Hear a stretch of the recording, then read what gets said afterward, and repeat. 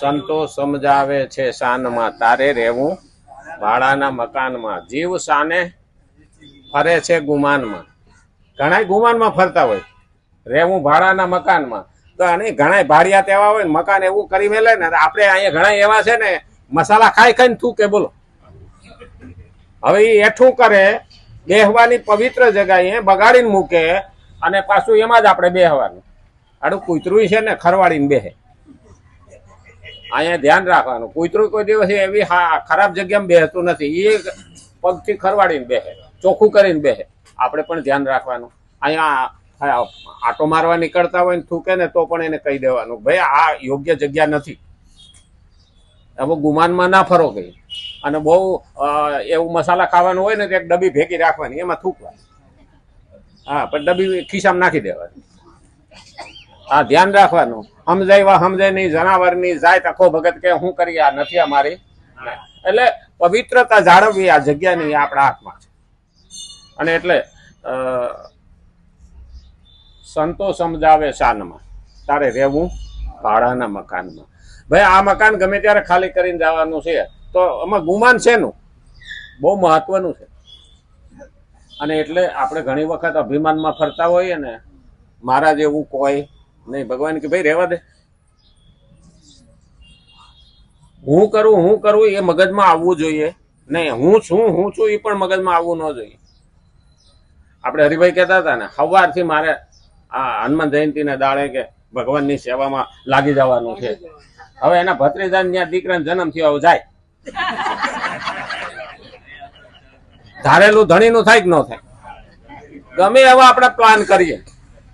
હા, ઘણાને એવું લાગે હરિભાઈ ખોટું ખરાબ બોલ્યા. ના, ઉપર વાળાની કૃપા આપણને જો નિમિત્ત બનાવ્યા હોય ને તો એનો આભાર માનવાનો કે મારે હાથે ભગવાને મને આ કામ કરવાનો મોકો આપ્યો. નહીં તો કેટલાય ભાઈ અર્જુનને બદલે સર્જુનને ઉભા કરી દે, ખબર પડતી નથી. મને હમણાં જ કહેતા હતા કે હું આવી ન શકું, કે પેલા દીકરાને ઘેરે દીકરી આવી એટલે ના આવી હિકા 15 દાડા. હવે ભત્રીજાને ત્યાં બાજુમાં જ રહે, ભત્રીજાને ઘેરે દીકરાનો જન્મ થયો એટલે હવે પાછા 15 દાડા ન આવી શકે. હવે ધારો છે અહીંયા આ મોરારી બાપુની કથામાં એક બાપુએ કહ્યું, આ વખતે 9 દાડા શું કે, હા આ વખતે 9 દાડા કથા સાંભળવાની હરી છે બરોબર. અને પોથી યાત્રા નીકળીને કોઈ ડબલ જોટારીનો ભડાકો કર્યો, કાનમાં ધાક પડી ગઈ. 9 દાડા આમનામ જોઈ રહ્યા. બાપુ કે કાંઈ સંભળાતું નથી. બાપુ કે ઉપરવાળાની ઈચ્છા. અને પૂર્ણાહુતિના દાડે પાછી પોથી યાત્રા નીકળીને કોકે ભડાકો કર્યો ને ધાક ખુલી ગઈ. 9 દાડા નો સાંભળવા દીધું, ન સાંભળવા દીધું. આમે બેહી રહ્યા પણ સાંભળવાનો દે. પણ જ્યાં સુધી આપણે સંભળાય ત્યાં સુધી ભગવાનની કૃપા છે તો ભક્તિ કરી લઈએ. શ્રવણમ, કીર્તનમ, અર્ચનમ, વંદનમ, પાદ સેવન, એક ભક્તિનું પગથિયું ચડે જવાનું છે. અને એટલે કીધું છે આપણે ગમે એટલો મોહ રાખીએ, અભિમાન રાખીએ, હાલવાનું નથી. હા, શરીરને સજાવીએ એની ના નહીં. શરીર ભગવાન પાસે જઈએ ને, એમાં ભગવતી પાસે જઈએ ને તો આપણે તૈયાર થઈએ છીએ. શા માટે? અરે એક નેતાને મળવા દઈ ગાંધીનગરમાં ને તો પણ આપણે નવા કપડાં પહેરીએ, ઇસ્ત્રી ટાઈટ પહેરીએ, અપ ટુ ડેટ થઈને પછી જાય કે નહીં જતા. એક નેતાને મળવા જતા હોય તો આ તો જગતનો બાપ છે, ત્રિલોકનો નાથ છે, એને મળવા જતા હોય તો અપ ટુ ડેટ રહેવું જોઈએ કે નહીં. પણ એક સમય એવો આવી ગયો ને કે ગાંડો, ગોબરો, મેલો, ઘેલો, અને એવો દાદરીને ભગત કે પાસે એલા એ ભગત નથી, એ આરહુ છે. હા, તો ઘણા પાસે એવું કે સુદામાને ક્યાં દાઢી કરેલી હતી. એટલે સુદામાએ તો એવું વિચાર કર્યો હતો કે એટલો સમય મારા ભગવાનના કામમાં હું બગાડું તો મારો ભગવાન રાજી થાય. એટલે એને ગામડે ગામડે, જંગલે માણસો હતા ત્યાં જઈને કૃષ્ણના વિચારો આપ્યા છે. એમાં એને દાઢી કરવાનો સમય નહોતો. એની દાઢી વધી જાય ને આપણી વધે, એમાં કઈક નવું હોય. કારણ કે પછી એટલે આને જેટલું સાચવીએ ને એટલી ભક્તિ સારી. આ દેહને સાચવીએ, પ્રકૃતિ. ભગવાને આપણને એ પણ શબ્દ કીધા છે કે ભાઈ પ્રકૃતિ તને દેહ આપ્યો છે, એને સાચવવો તારા હાથમાં છે. પણ સાચવીને ભોગવવા માટે નથી, પણ ભક્તિ કરવા માટે. આ દેહ સારો હોય છે તો આપણે ભક્તિ કરી શકશું, નહીતર બીમારી હશે તો ભક્તિ થાહે નહીં. બીજે મન ચોટેલું હશે તો ભક્તિ થાહે નહીં. એટલે તન અને મન બે ભગવાનમાં લાગેલું હોવું જોઈએ. હવે તન અને મન લાગે તો બુદ્ધિ અને ચિત્ત ચોંટે. આ ચાર વસ્તુ જ છે આપણા શરીરમાં: મન, બુદ્ધિ, ચિત્ત ને અહંકાર. એટલે મન અને તન, ચિત્ત ના હોય, ચિત્ત ચોંટે નહીં તો મનને કુદાકુદ કરવાનું મન થાય, ચિત્ત ચોંટવું જોઈએ. એટલે શ્રીમદ ભગવદ્ ગીતા 3 અધ્યાય અને 30મો શ્લોક આપણે જોઈએ છીએ. અધ્યાત્મ ચેતસા. ઘણા માણસો શું કહે છે કે હું આરતી કરું, હું પૂજા કરું, ભગવાનને ફૂલ ચડાવવું કે બીલીપત્ર ચડાવવું એટલે અધ્યાત્મ. ના, હું એનો વિરોધી નથી. એ પેલા ધોરણમાં ભણવા જઈએ ને ત્યારે એકડો ગુંચવાનું. પણ આ જે છે ને અધ્યાત્મ ચેતસા, એ અધ્યાત્મ એટલે ભગવાનના વિચારો. પેલો ધર્મ આડંબર છે, ધર્મનું આડંબર છે. એ એક ચકડ્યું કર્યું તૈયાર. માણસ કહે ને કે હેલિકોપ્ટરને ઉતરવું હોય તો હેલિપેડ તૈયાર કરવું પડે, એમ ભગવાન સુધી જવું હોય તો પહેલા પૂજા, ફૂલ, આરતી, દીવો, અગરબત્તી આ કરીએ છીએ, એ એક સ્ટેજ તૈયાર થયું.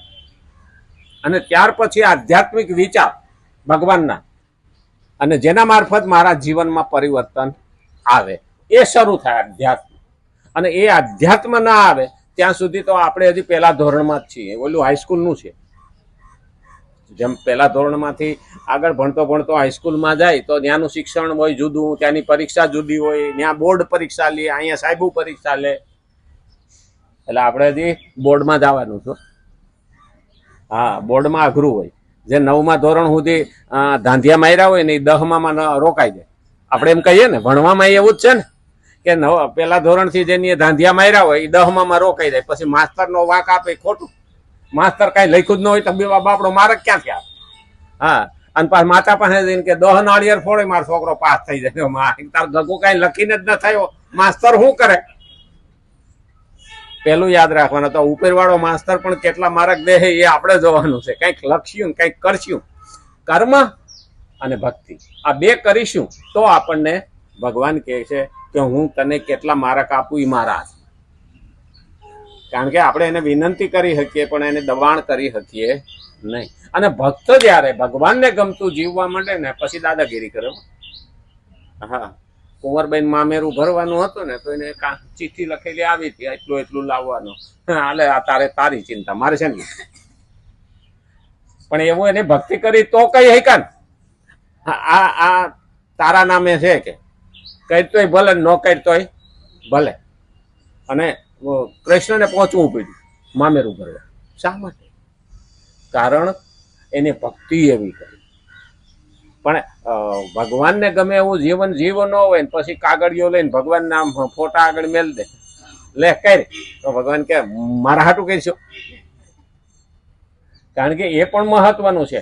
કારણ કે વાયવું હોય બાવળ અને આંબાની આશા રાખીએ તો મેળ બેહે નહીં. ભક્તિ કરવી પડે, એને ગમતું કરવું પડે તો દાદાગીરી હાલે. તો ભગવાન પાસે છોકરું વેન કરે ને, આપણે ઘણી વખત છોકરું ધાંધિયા નાખે ને આળોટવા માંડે ને મને આ વસ્તુ લઈ દો ને મને આમ કરી દો, તો દાદો બાપુ પાછો ઢીલો પડી જાય એટલે છોકરાને લઈ દો. પણ છોકરો પેલા એ રીતે રહેતો હોય ને પછી જીદ કરે તો વાંધો નહીં, પણ કાયમ જીદ કરે તો ભઠ્ઠાઈ ખાય ને. હા, તો ભગવાન પણ ક્યારેક ભઠ્ઠાઈ મારે એમ. એટલે ભગવાને પહેલા જ કહી દીધું હતું 9મા અધ્યાયની અંદર 22મા શ્લોકમાં ભગવાને કીધું અનન્ય ચિંતયંતો મામ યાજને પરિઉપાસતે તેષામ નિત્યાભિયુક્તાનામ યોગક્ષેમમ વહામ્યહમ. આ 9મો અધ્યાય ભગવદ્ ગીતા 22મો શ્લોક. આ શ્લોક દસ્તાવેજ છે ભગવાનનો, અને એ પ્રમાણે હાલે ને એનું ભગવાન હાથે. યોગક્ષેમમ વહામી, હું બધાનું સંભાળ લઉં તો. પણ આપણે તો એ માયલું કઈ કરતા નથી. વાહેલો શબ્દ જ યાદ રાખીએ, યોગક્ષેમમ વહામ્યહમ. તો ભગવાન કહે કે બેટા આગળનું તૈનું જોઈ લે પછી તું જો. એટલે આપણે અડધું પડતું રાખીએ છીએ, અડધું પડતું કરતા નથી. એટલે આગળ કીધું અધ્યાત્મ ચેતસા પદ. આ મુખ્ય આવ્યું. તાત્પર્ય એ કે અવિવેકથી ઉત્પત્તિ વિનાશશીલ શરીર સંસાર પોતાનું દેખાય છે. જો વિવેક અને વિચાર જોવામાં આવે તો શરીર કે સંસાર પોતાનો નહીં જણાય. બલકે એક અવિનાશી પરમાત્મા જ તત્વ પોતાનું જણાશે. અવિનાશી એટલે ક્યારેય વિનાશ થતો નથી. અવિનાશી તત્વ બે જ છે, એ ક્યારેય એનો વિનાશ થતો નથી. તો કયું? તો એક તો આપણી અંદર રહેલો આત્મા અને બીજો પરમાત્મા. આ બે અવિનાશી એટલે એનો ક્યારેય નાશ થતો નથી. આ દેહ તો આપણે ભાડાનો લીધો, અહીંથી નીકળ્યા અને અહીંથી જે કર્મનું પોટલું બાંધ્યું એ પ્રમાણે આપણો જન્મ થાય ને એ પ્રમાણે વિચાર. ખરેખર જે સંસ્કૃતિમાં રહે ને એનો પ્રભાવ આવ્યા વિનાનો એક વિડીયો હું જોતો હતો.